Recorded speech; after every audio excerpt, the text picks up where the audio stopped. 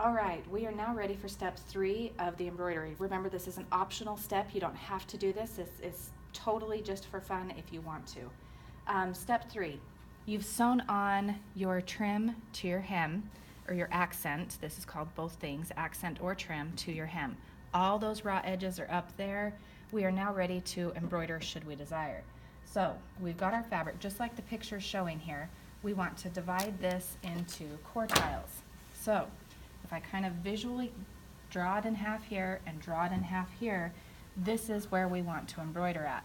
So we are going to take the hoop off of the machine. You do that by simply sliding that out and lifting that up. There's just a little lever right there that's holding it into place. The hoop comes off. You have an inner hoop and an outer hoop. The outer hoop we want to go underneath our project. So it's just going to slide right underneath where we want to embroider. You want to kind of center it in between this quartile right here and right there. So we want it somewhat centered. The inside hoop goes inside of the hoop. Your fabric should be nice and tight, nice and taut. If you need to loosen the hoop, you can do so with that screw right there. Right now it's fitting in perfectly. Now we slide it underneath the machine and back into those little notches. We want to make sure that the pillowcase does not get tucked up anywhere.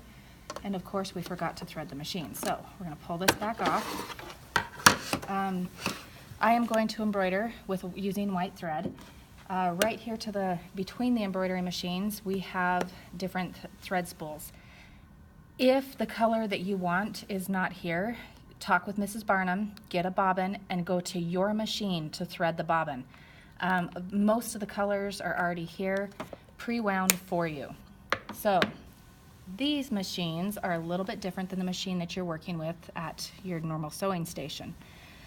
This machine doesn't have a bobbin case. The bobbin case is built into the machine. So just push on this little, it just pops up the cover right here. You just follow the pictures.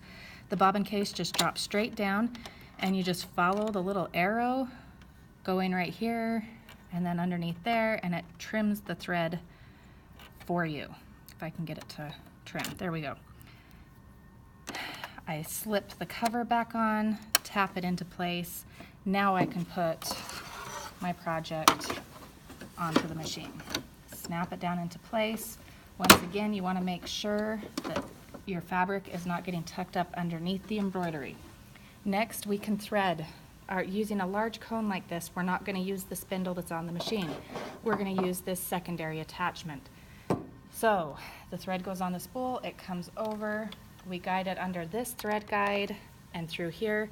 Then it's just like threading your normal machine. You go down, you come up, you go back down. There's a hook right at the top of the needle that you need to get through, and then there's a hook down at the bottom of the needle. Again, I personally think sometimes it's easier just to go through the eye of the needle. This machine actually has a really easy to thread needle threader. You simply go around this hook, around number 7, just follow the image right there, take it up to the thread cutter. On the side of the machine, right over here, there is a needle threader button. You just push down on that and it threads the needle for you. The needle threader on this machine is very slick. We want to make sure that the thread is going down through the presser foot. And now we can trim it off and we're ready to go. So, turning the machine on. Before we turn the machine on, let's get some stitch and tear. This stuff is called stitch and tear. Essentially, it's a stabilizer for your fabric so that as the needle goes down through your fabric lots and lots and lots of times, it just helps prevent any holes from being made in your fabric. So you just need a piece big enough to go underneath what you're going to embroider. We're going to slide that just right underneath the area that we're going to embroider. And it doesn't have to be in the hoop or anything, it's just fine just sitting there. The power button on the machine is right here to the side of the machine, towards the back, in the same location that you're going to find it on your regular sewing machine. Everything on this machine is touch screen. Once it kind of turns on a little bit, then you just touch the screen. it's just saying that there's this warning message. It's saying that the module is going to move, so keep your hands away from here while it's working. We push OK. There are a variety of different things that you can do here. Most of us are going to be wanting to do a font. Okay, there are 6 pre-programmed fonts on the first slide and then 4 more on the second. You can pick which font it is you want. We're going to do a nice simple one for the sake, let's just do this one. You can type in your alphabet here. We've got upper letters, we've got lowercase letters. You can go back and forth between the screens by pushing these arrow buttons. We are just going to do a pillowcase that has CCMS on it. And it's saying it's too big to fit in this space, so we want to take it from a large to a medium. Now I can add my S on there. I can make it smaller if I want. I can still make these adjustments later, but I've got a delete button right there. I've got a backstitch button or a back button if I spelled something wrong. I can outline it or see what it's saying and make sure that it's spelled the way that I want it to, and then I push set. This is where I make the adjustments that I want.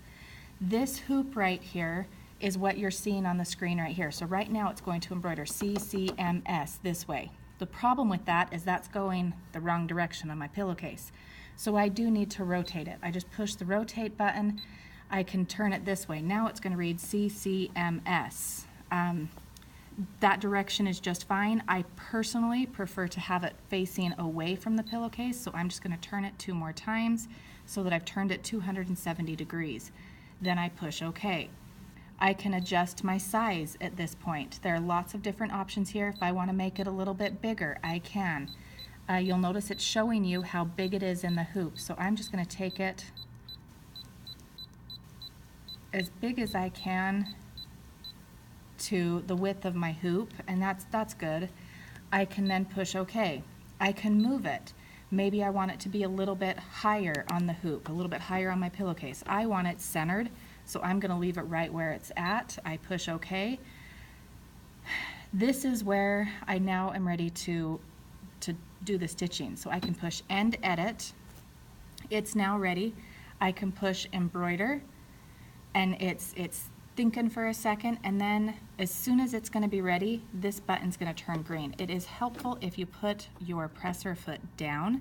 That way you know that it's ready. When that button turns green, you're ready to start. The machine's going to do the work. I would recommend that you kind of hold on to this thread as it gets started, but the embroidery machine's going to do all the work itself. You really don't have to do anything other than sit here with it. Watch it get started, kind of watch it as it's get going here.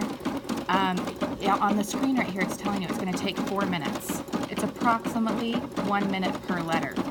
I can change the thread color between each letter if I want to. I don't have to.